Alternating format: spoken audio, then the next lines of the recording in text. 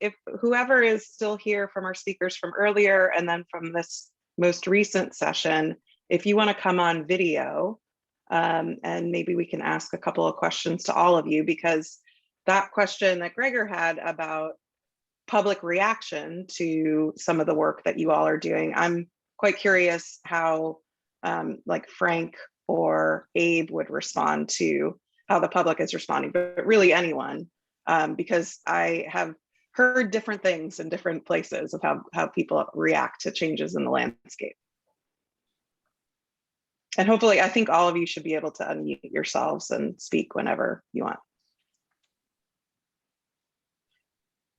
This is Abe, and I can say that that, you know, in terms of planting species from southern locations, actually the most pushback we've gotten is actually from the scientist community, and from internally within the Park Service. The public has been very understanding. I think it's much more natural to a lot of people in the public thinking about how they're managing their own gardens or their own landscapes, and so I think most of it has been how we adjust our kind of conservation science thinking about it, and how we make sure convince ourselves that we're doing it safely. One thing I'll toss in there quickly that I think is important is one of the papers in that bundle I mentioned is really about speaking to the scientific community and helping them understand where this conversation actually is in reality. Because if I think about my own biography, if I weren't in the kind of applied work I'm in now and had gone in a different academic trajectory, then my understanding of the way conservation happens comes from the 1980s. And so I'd need an update. And so it's been a funny thing because we say to ourselves, well, the scientists are more aware of transformation often than managers, or got there first. But then managers are arriving and changing the way they think. And so now we need to circle back to science and say there's a different context, there's some different needs, there's different receptivity, different paradigm may be coming into being. And so please think about maybe doing your science in a different way or presenting it in a different way than in the past.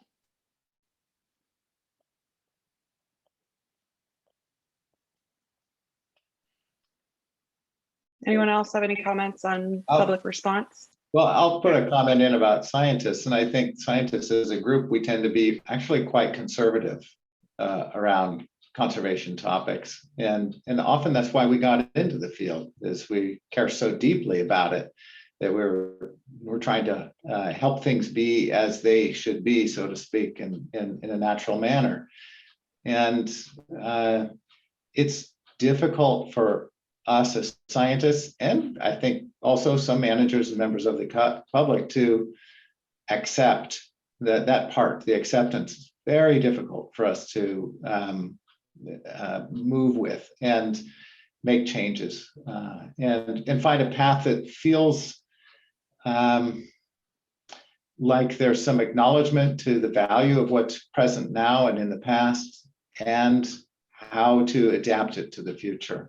And you know, how much can it change and have that feel okay? And although scientists vow to be objective, we have a lot of feelings that play into what we do, and I think that's needs to be said and acknowledged. So thanks.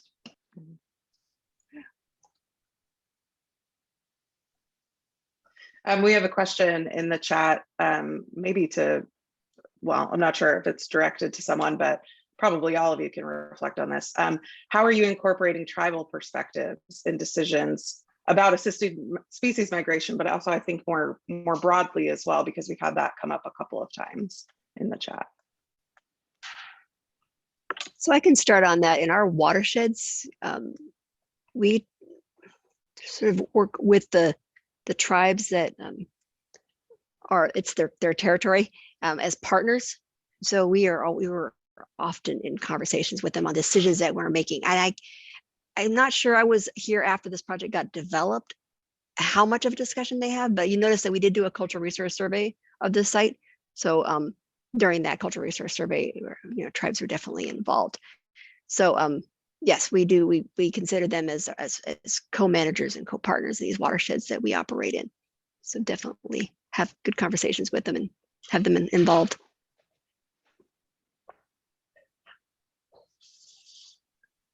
Anybody else? This is Abe again. I can definitely say that we also are engaging the tribes, and actually it's been kind of interesting working with our tribes here. They've pointed out to us that RAD is not new from their perspective, and that they've been that the way that managing for past conditions was the wrong-headed way that we were doing things in the past, and that they have not taken that approach in the past. And so we're definitely working with the tribes in terms of thinking about what culturally important species and techniques. And again, you can learn more about that if you want to join in for the Acadia Science Symposium. But those have been really important conversations.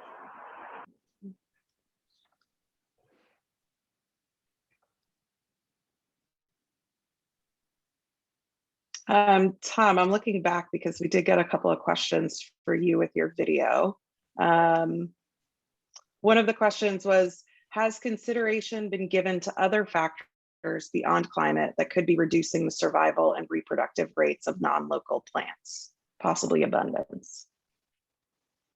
Well, certainly climate's not the only thing. And when we look at a local adaptation, there are other drivers of local adaptation, like soils in particular, but also interactions with other plants or animals, herbivory by plant, seed predation, et cetera. There's a whole world of interactions, of course. But what's interesting from some of the research we've been involved in is that that I think, what was it, out of like 90% of the studies found that environmental factors could be drivers of the local adaptation. 75% were climate related. So there's really kind of an overwhelming signal that climate has a huge effect through natural selection on plants and what genotypes can grow where they grow. But it's not all of the effect. It's just a big piece of it. So yeah, there are other factors, but climate seems to be the loudest. Good way to describe it. So we have a question for all of our speakers. It seems like many plant species at risk that we might consider facilitating migration for may also require a specific pollinator or soil microbial community. Would this disqualify those species for assisted migration? How do we think about these dependencies and how much assistance we should or could give? And would this confer more risk in moving these species in terms of invasion? I can toss in one quick response. That a colleague of ours, Chris Hoving, who heads up climate adaptation for the state of Michigan, is involved in a project which is at its very earliest stages, which is about creating habitat for the Corner blue butterfly, which is a climate sensitive species north of its current range in Michigan. And that begins with planting the host species and ensuring that nectar plants for adults are around, and then you bring the beast itself. So this kind of thinking is already happening. Obviously, it's difficult. Wouldn't it be better just to mitigate climate change, et cetera? Yes. And is this fraught? Yes, it's fraught. But people are starting to think about these linkages and managing the managed relocation of not just a species, but the system in which it depends. And I'll just quickly hit one other point that came up in a question, which is a concern that species be invasive where you put them. It depends on why you're moving them. That may be exactly the goal. You know, if Abe Miller-Rushing wants oaks and hickories in Acadia, I think he wants them to go forth and prosper to stave off that Eurasian weedy thicket. So the desire there would be that the things behave there because the recipient ecosystem is not a static entity itself. It is undergoing, in this case, negative change. So proliferation of the new organisms is what would be sought there if that action is taken.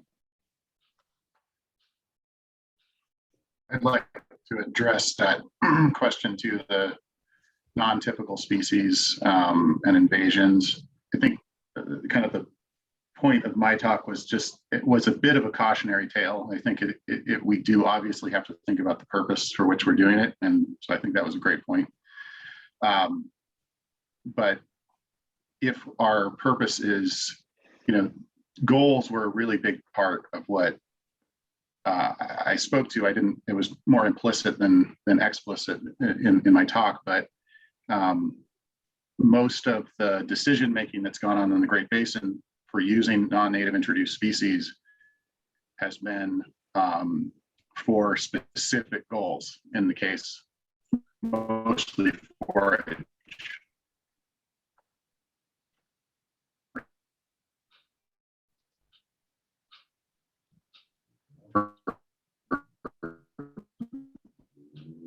I think you froze, Francis. I was wondering if that was me. I'm like, oh. Well, maybe we can restart them. Can you hear me? Oh, now you're better. You're just frozen on the screen. Maybe you can maybe turn the video off if that helps. We lost you for about a minute. Yeah, there you go. Yeah, my VPN has been kicking me. May they still be doing it? Anyway, my point. Anyway, You're okay. You're okay. If you can still hear me, I think I've made a point. We can hear you. Okay. Yeah. I mean, just the basic idea is that we need to understand what we're trying to do when we do these movements. So we should be very deliberate about goals and very explicit about those goals. I think one of the problems with the Great Basin example is that those goals have not been made explicit, even though, they've been sort of papering over and changing the goals as things move on and time moves on and other people start to, put these goals up. So like biodiversity, and they say, oh yeah, it's good for biodiversity. Oh yeah, it's good for this, when really it's not. And what has always been the goal has been forage production. So. A couple things in that. I'll just. Oh, go ahead, Dave. I was just going to quickly plug a publication that Gregor's group helped lead, just risk assessment for managed relocation. So if you're interested in, the Park Service anyhow has a formal way to look through, to assess risk of relocation for both the species you're moving and the ecosystems you're moving it from and to. So it's a good read. I just want to add, can find that and share. I just want to add something on that question about this the soil microbial community and it's excessive. If we do assisted migration, that's something to think about. It may not do well, and then it's like, oh, why isn't it doing well? Is because it really isn't adapted to this climate or, but maybe it's a soil microbial community that was in its original place that we didn't bring with it, and that's why it didn't succeed. So it's something to think about on the particular species you're considering. And then a pollinator, that's a good question too. Something that we've been doing as a utility, a lot of other utilities are starting to do too, is it's not assisted migration. It's for the pollinators, but we have these big corridors, big transmission lines, and so those are we now are creating pollinator corridors, because those are areas that we don't want trees to be growing. So there's a lot of wildflowers and things that we can seed, that then at least allow species to a pathway that they can move and migrate themselves. So something that the utilities are involved in. I saw this question here about the state and transition models in rangelands. I actually had a couple of extra slides, which I didn't talk about. I figured I wouldn't have time to get to them, but I don't know if I can share again. Let me see. Catherine can help you out. Yeah, there you go. You should be able to. Okay.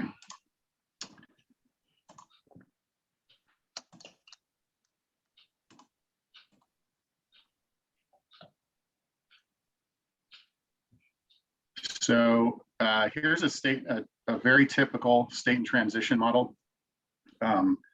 for the sagebrush step. This is, they're usually based off of soil types. So this is the semi-desert gravelly loam, Wyoming big sagebrush north. So it's a pretty typical one. And one of the things that's really interesting about this state and transition model, and in fact, almost every single one we've ever seen, I'm not sure I've seen one that doesn't have this, but there is no way out. Once you get into this invasive annual state and this sort of seeded range state and the sagebrush and or Utah juniper state, it's a circle. And the state and transition model literally does not have a pathway out of that into a current potential state or a reference state condition, which is fascinating because maybe there's something to be said about the fact that we don't see those a lot because of the practice of seeding and what we're actually doing with the seeding. So is there a pathway back? And our data shows that in fact, these native only seedings are on that pathway. They're moving back towards those reference conditions.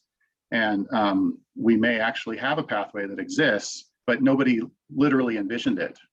And so I think we have to think about these things in a bit broader sense. And just because nobody's done it that way, or this is the way things are always done, I think we should just rethink some of that.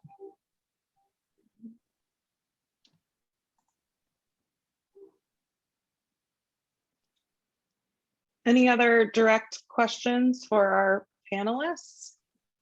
Or we would also like to invite you all, you should be able to unmute yourselves if you're interested in sharing any perspectives, any ideas you have, any direct questions, or just reflections that you would like to share, especially from our advisory team, who I see lurking on the participant list. I'd like to throw in that when it comes to this notion of moving populations or species around, it's going to remain highly idiosyncratic because some species are going to do well in a new environment and others won't for whatever reasons. And it's going to be something we'll just have to experiment with and learn as we go. And I would advocate that as we do species movements, we set them all up as experiments so we can learn actively as we go. And then also, often the discussion can get kind of artificially polarized as though we're going to move species around a lot. When really what most practitioners are looking at is using an admixture of genes, for example, or instead of doing 100% local, we're going to do 80% local and 20% from our future climate analog. And so I think if we couch these in more practical terms, then we may have less of an inflammatory conversation, and it's easier for people to accept these more incremental approaches. So just wanted to throw that out there. Thanks.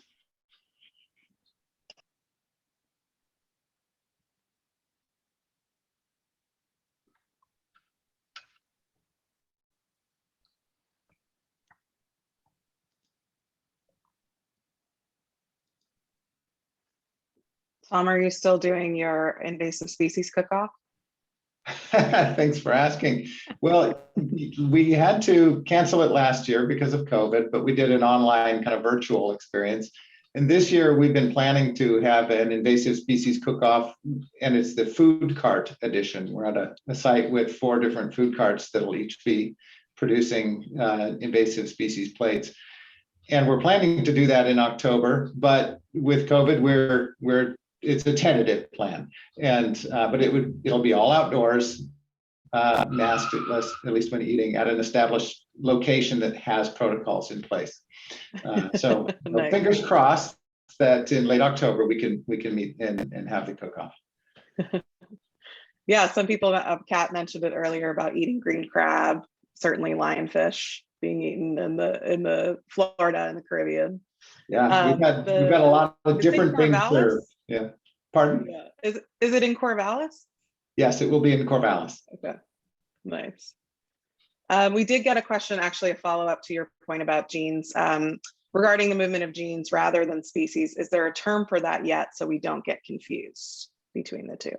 That's a good question. Maybe somebody else could chime in on that. I think this all falls under assisted migration or managed translocation, but maybe there's some terminology. Assisted gene flow is one of the terms that have been used. And then I think generally it's actually happening in the rubric of seed transfer in terms of, you know, forestry and restoration. So, Yeah. But yeah, people are Yeah, going to start doing it anyway. It's what has to happen to achieve success in restoration. Yeah. I sat in on a thesis, a PhD dissertation defense a couple of days ago, where the researcher George Krall showed that in the Willamette Valley in the Pacific Northwest, red alders at lower elevations are kind of dying out, and white alders are able to expand. And you know, people are listening to that kind of result, and it's affecting how people do restoration today. So things are changing. What about the risk of increasing invasive propagules by planting maladapted species? And that probably applies to all of our panelists or anyone else who wants to chime in.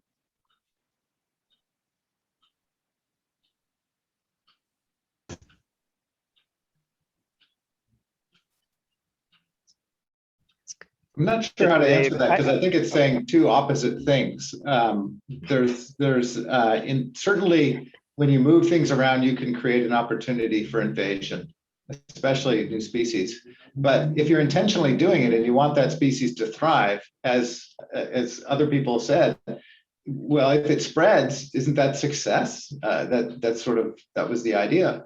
And then the idea of putting in species with maladapted traits or genes that are maladapted, that could be outbreeding depression or just planting something that's not going to work. And I think the expectation is, in general, those will be self-correcting and will die out. But it could be at great waste of resources to learn that lesson. Now, Rhonda, do you have any thoughts on that? Yeah, I was thinking of that maladaptive, and I was thinking of some of the trees that we seed sourced from down in Oregon and California, and they, in the end, they may not do that well. So they may be maladapted, and we have yet to know whether that's the case. And that's hence why we did this experiment in the first place. So, but yeah, it is self-correcting, as Tom was saying. Mm-hmm. Yeah, and the whole thing about the invasive propagules, and that was kind of what I was getting at by there's some people are concerned, are we bringing in some kind of a potential pest or something like that, or a fungus or something that these, that this fungus is in this location but not where they came from, and so that may be why they're maladaptive, is because they don't have resistance to this fungus. We may find out that, or maybe this is an opportunity to get some help for folks who are interested in that, because that's not one thing we're monitoring for, is why they're necessarily dying when they do die. Mm-hmm.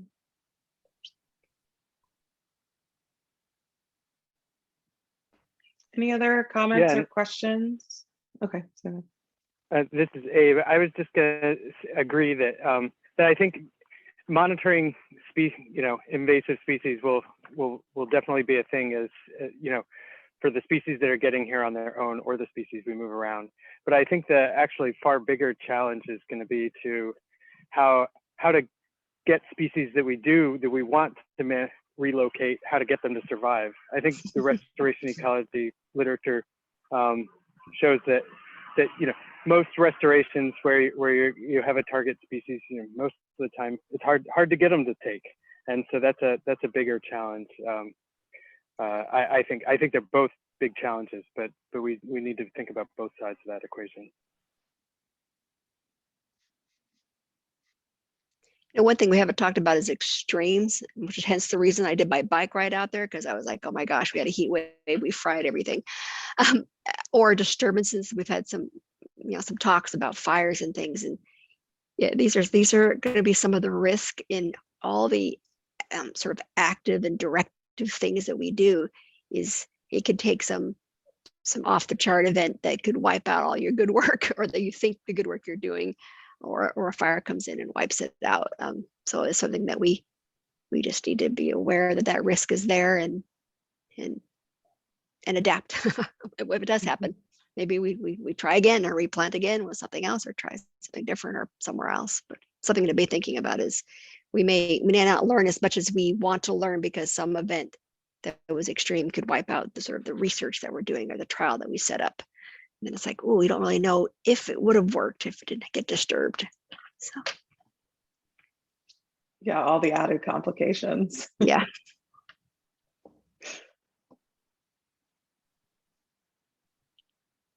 Any other comments or questions or comments from Nicole or Paul as our hosts? There was a question that I addressed in the chat, but it was directed towards me. It said, when you say me, who do you mean? How high of a level do these ideas need to go, especially within the federal land management agencies? I would definitely say it depends. I mean, one of the things that's really interesting is that I work a lot with various Bureau of Land Management districts or forests, Forest Service, work with Region 4, and there's a lot of diversity. So some districts are really into and interested in trying to change and trying to do better, and some are not. And I do think but yes, top level policy has a lot of effect on what happens down below. And then with, what we're dealing with in the Great Basin and rangelands, there are a lot of political considerations as well. And so I have seen cases where there has been congressional pressure being placed on the agencies, for example. So it's a very complex mix.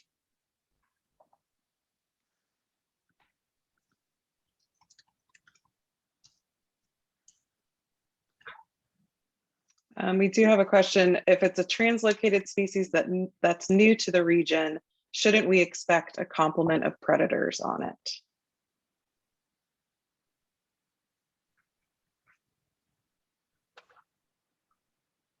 Yeah, this is predator prey things, maybe a bit outside of my comfort zone. I think you could expect maybe a local predator, maybe the translocated species we bring is weaker in being able to prevent getting eaten or damaged by that predator. That might be more of a thing we got to worry about by a local predator. But somebody else might speak more competently to this. I think this depends a lot on how far you're moving things.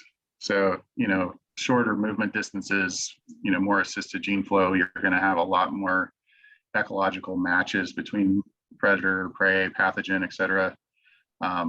Although even then there can be significant differences. I mean, a lot of that like genotype community interactions where poplar trees host a whole specific set of arthropods, for example, shows that there can be quite specific interactions that would be disrupted, or if you moved things even a short distance. But primarily, I think we see these effects on a large scale when there's very long distances involved, usually movements of species across or between continents. And that's when you have the release invasion and release hypotheses that seem to bear out at least for a number of generations before new predators evolve or arrive.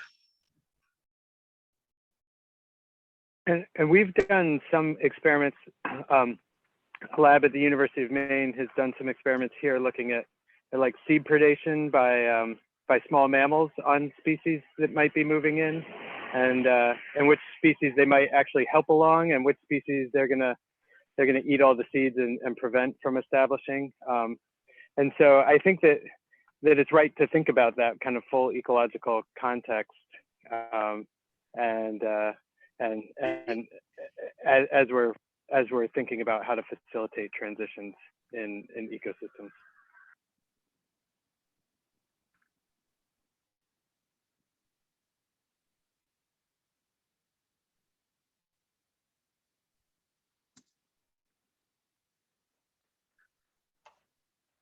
Any other comments? Questions? Rachel, I guess I'll jump in since you prompted, not on this particular topic, but kind of as it seems like we're winding down.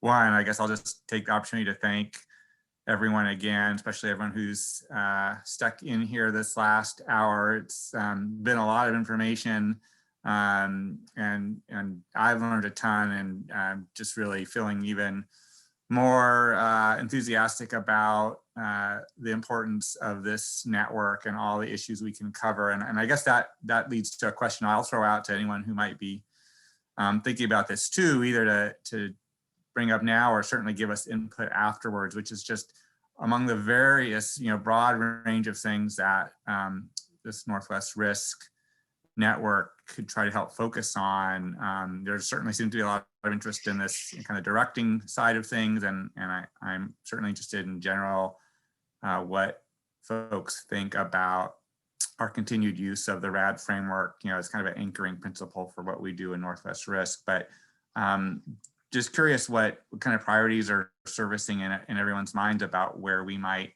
go next. Not just things we could do like more symposia, but areas that we might put more energy into, even thinking about the spectrum of the resist, accept, directive, all the things that were covered in the last 2 days, purposely, I think, trying to have a broad brush, but we might start pulling out some narrower brushes, and I'd be interested in hearing what folks think would be important to target.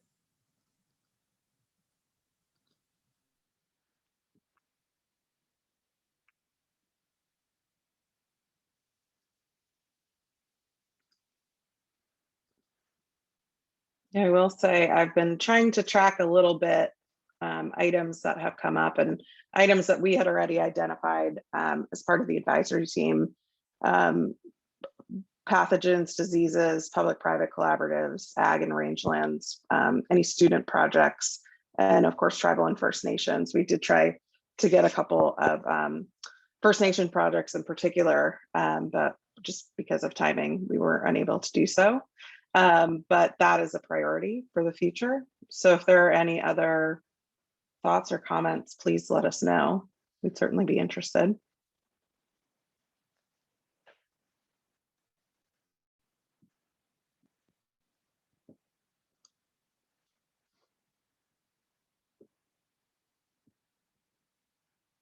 Okay, I'm not hearing anything. But a couple of things I did just want to say then, because it sounds like we are wrapping up. Did want to thank again our advisory team. If you are interested in joining our advisory team, we would really welcome you to join us. We meet monthly and discuss all these types of topics. So we would very much appreciate your participation. So please just reach out. It would be great to hear from you and have you join us. We also have, just a reminder, there is that Jamboard on funding and research priorities. We have a couple of funders who are on the call and have participated in the last 2 days, and they would be very interested to know when and where they should be funding, so you can help direct some of those priorities. We'd also like to know what's one thing you could commit to doing after the last 2 days. So we'll be sending that out in the chat and then also in a follow-up email. Just a reminder, there were a couple of questions too about networking between professionals and students, where there are opportunities to work together. We do have a spreadsheet there. You don't have to use that either, because you're easily able to network with one another. But if there is a way we can support you in any matchmaking way, we are more than happy to do that. And we also have a symposium evaluation. This is our first one. And so we would very much like to hear what worked, what you would like to see, what more you want, and hopefully next time you all will be presenters as well. And thank you so much to all of our presenters from the last 2 days. You all donated your time. Thank you. We really appreciate it. And we'll be distributing all of the videos and PDFs of presentations, all of the resources that people link to. And we really appreciate all of your time. Thank you very much.